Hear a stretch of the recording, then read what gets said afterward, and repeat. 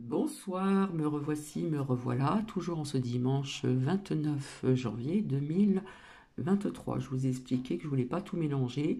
Donc là, ça va parler d'Anunnaki, l'incroyable histoire de l'humanité. Comme je vous dis, on en prend, on en laisse. D'accord?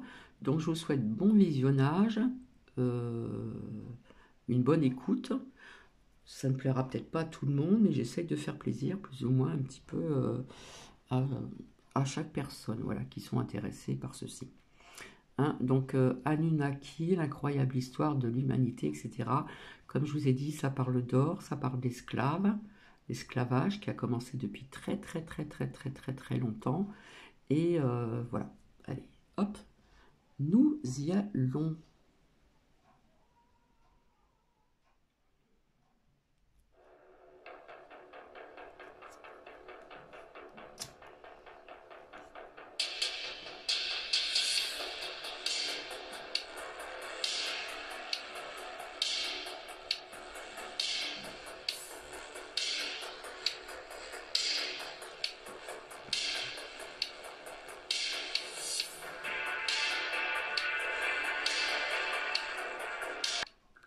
Bonjour. Zekharia Sitchin est né le 11 juillet 1920 à Bakou, en Union soviétique. Peu de temps après sa naissance, il a déménagé avec sa famille dans ce qui était alors la Palestine, où il découvrirait plus tard sa passion pour l'étude des langues anciennes du Proche-Orient. Tout au long de sa vie d'adulte, il a beaucoup voyagé, en visitant de nombreux sites archéologiques à travers le monde, en passant de la Palestine à Londres et jusqu'à New York, où il a continué ses recherches sur les langues et les civilisations anciennes, avant son décès survenu en 2010. À chaque fois qu'il en avait la possibilité, il a dirigé une grande partie de cette passion, et une grande partie de son temps, vers les anciens Sumériens. La civilisation sumérienne est apparue pour la première fois, il y a environ 6000 ans, dans une région faisant partie de l'Irak et de l'Iran d'aujourd'hui. Si nous en savons tellement sur eux à notre époque, c'est parce qu'ils ont laissé de nombreuses traces écrites détaillées de leur existence, sur des millions de tablettes cunéiformes. Et en utilisant ses compétences des langues anciennes, Sitchin a étudié plusieurs de ces mystérieuses tablettes, en prenant un intérêt particulier pour celles qui parlaient des dieux de Sumer, plus connus sous le nom d'Anunnaki. Alors que la plupart des historiens croyaient que les textes anciens décrivant les Anunnaki n'étaient guère plus qu'un mythe, une légende, l'étude approfondie de Sitchin l'a amené à commencer à les prendre plus au sérieux, littéralement comme étant des documents historiques, plutôt qu'une allégorie. Et finalement, il a découvert ce qu'il a pensé être la véritable et incroyable histoire cachée de l'humanité.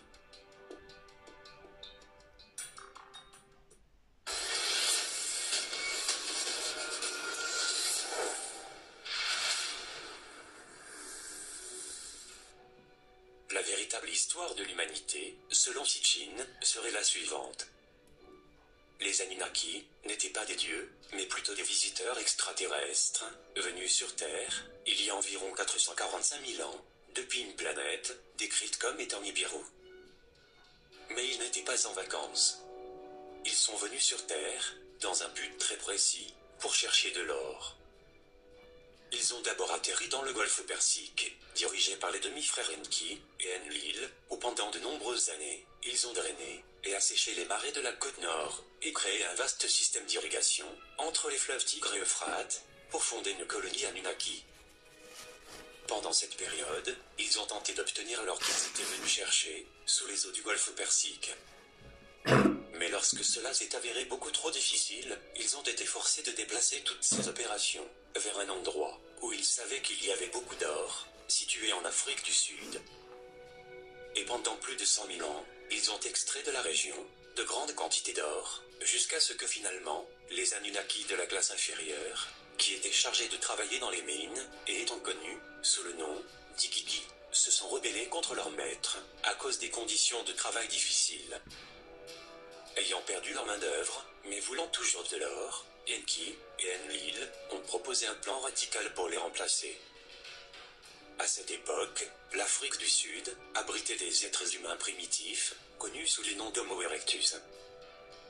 Les Anunnaki ont alors décidé d'utiliser la manipulation génétique et la fécondation in vitro pour créer, à partir de ces êtres primitifs, une nouvelle espèce de travailleurs esclaves pour les mines. Ils ont donc pris un ovule d'un humain primitif femelle pour le féconder avec le patrimoine génétique d'un mâle Anunnaki.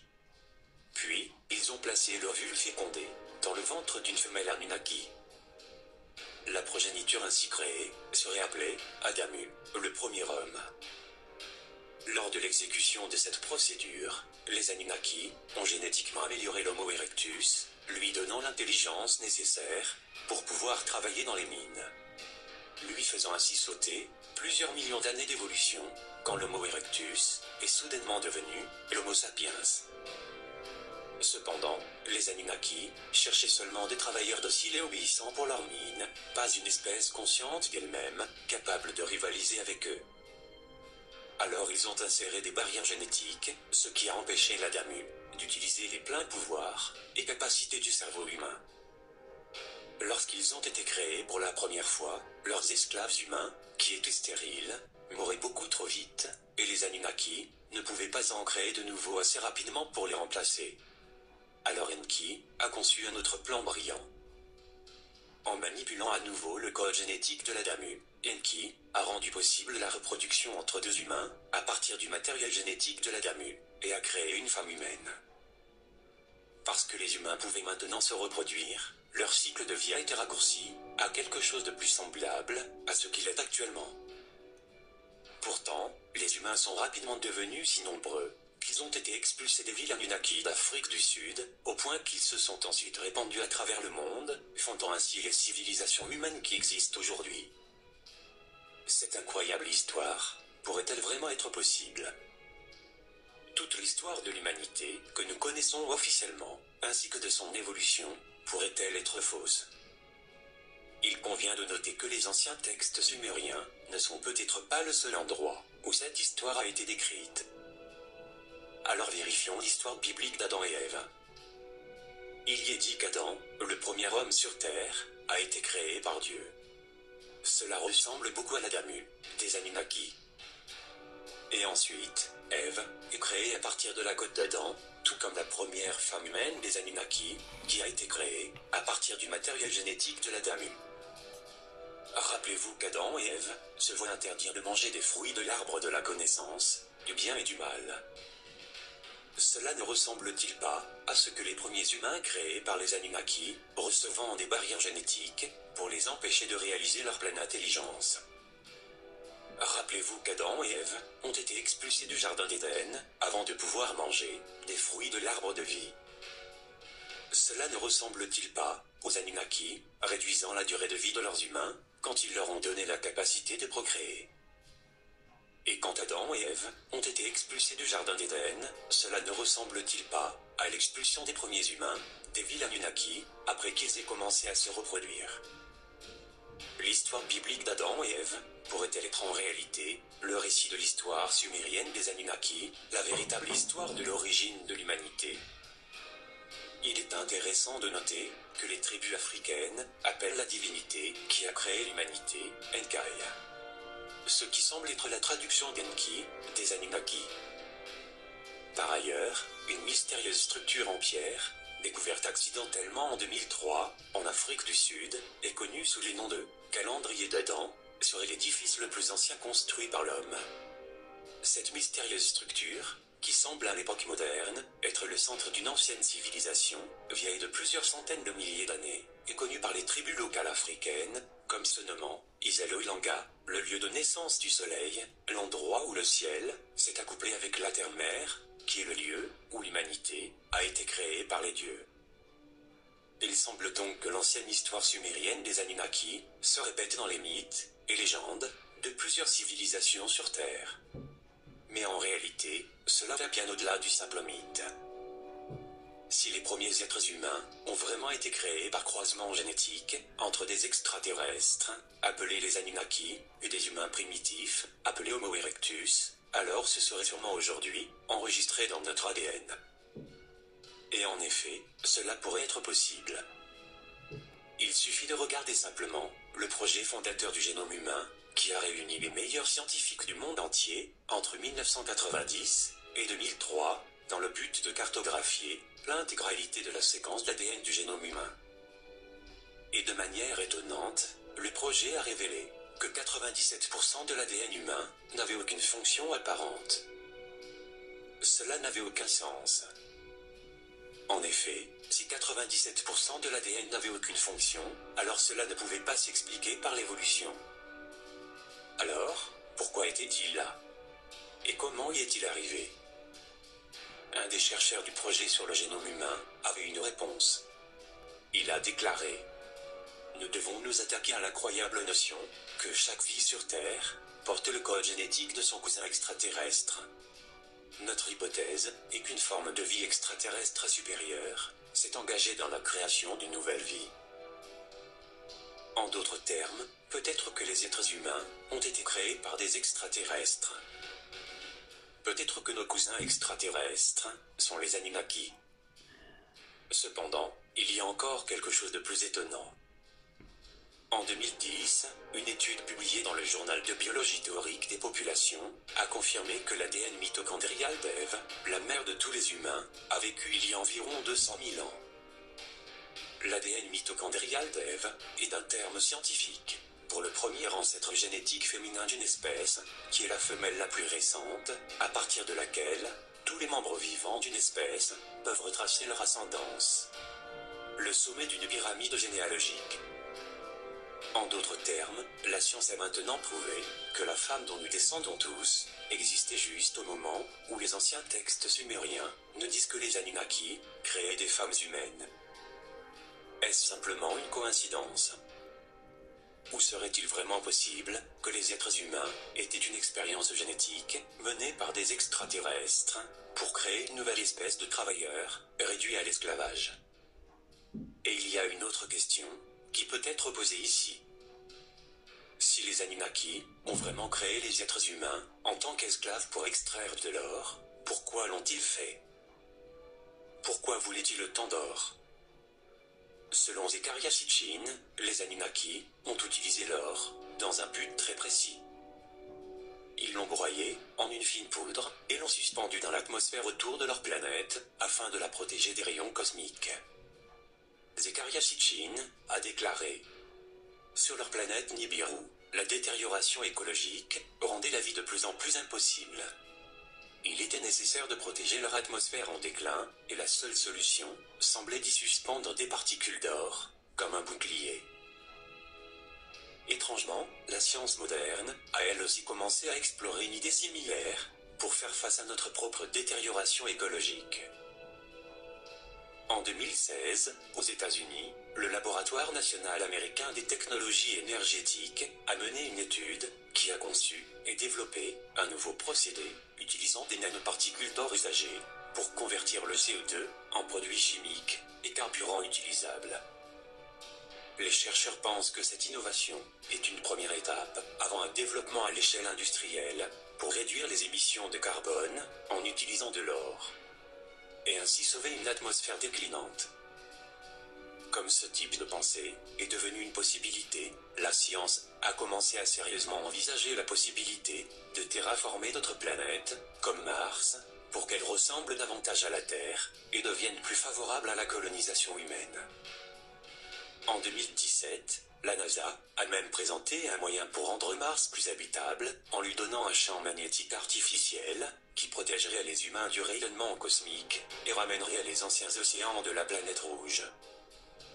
Aujourd'hui, la terraformation de Mars est maintenant devenue un sujet souvent évoqué par certains scientifiques de la NASA. Se pourrait-il que les Anunnaki utilisaient les mines d'or se trouvant sur la Terre pour faire quelque chose de similaire pour leur planète mourante? Peut-être. Ou peut-être y a-t-il une autre raison, plus sinistre, pour laquelle les Anunnaki cherchaient désespérément de l'or. Chaque année, nous découvrons à quel point l'or est crucial pour faire progresser la technologie.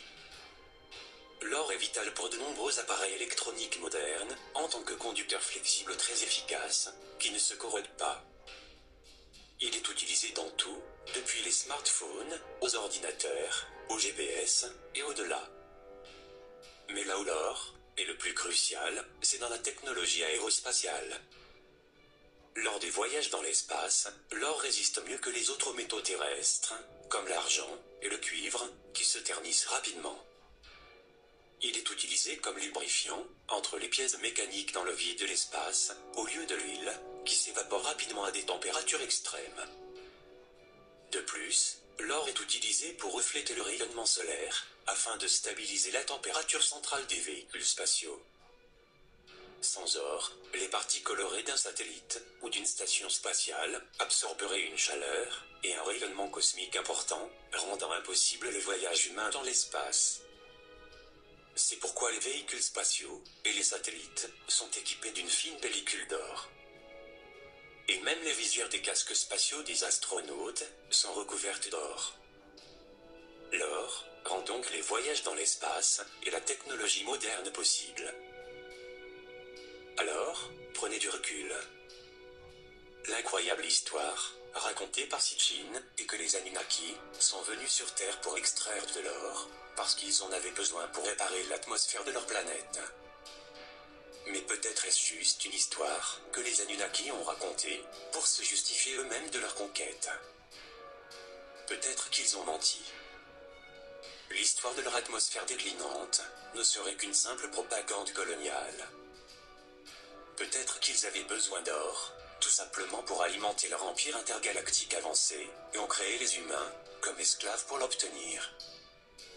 On pourrait maintenant se demander ce qui est arrivé aux Anunnaki. S'ils sont venus sur Terre, dans un lointain passé pour trouver de l'or, où sont-ils allés depuis? La Terre a toujours de l'or. N'en ont-ils plus besoin maintenant? C'est possible. Mais peut-être que maintenant, ils l'obtiennent d'une manière différente.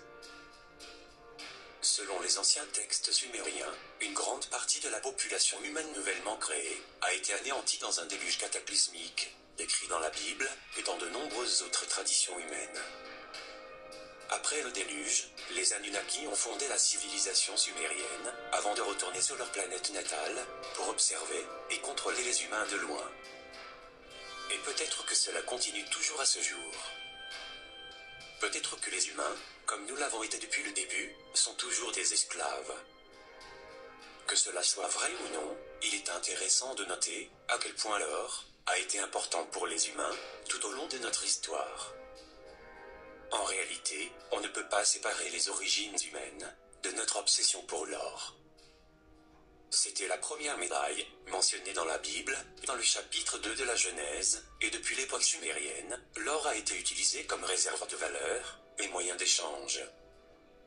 En fait, tout le système économique mondial moderne est basé sur l'or, qui a longtemps soutenu toutes les unités de papier-monnaie en circulation. Pourquoi quelque chose qui pendant si longtemps n'était guère plus qu'une telle valeur qu'il a façonné l'économie mondiale et les empires dirigeant l'histoire humaine? Peut-être que notre obsession pour l'or est en réalité l'obsession des Anunnaki. Sommes-nous toujours des esclaves? Merci d'avoir... Donc voilà, ça n'a pas duré très très longtemps, donc je ne sais pas ce que vous en pensez. Comme je dis toujours, on en prend, on en laisse, mais j'essaye de faire des recherches et de trouver des choses qui peuvent être intéressantes, puisque l'être humain est fait ainsi. On s'interroge, on peut s'interroger d'où nous venons, etc., etc., etc. Voilà, on se pose plein de questions et c'est tout à fait normal. Donc voilà, j'espère que ce partage vous aura plu au niveau du visionnage et de l'écoute. Et donc je vous dis à demain vers 18h15, 18h30. D'ailleurs, je le mets dans communauté ce soir. Et nous verrons ensemble tout ceci. Voilà, je vous fais des bisous. Voilà, et je vous dis donc à demain. Bisous, bisous.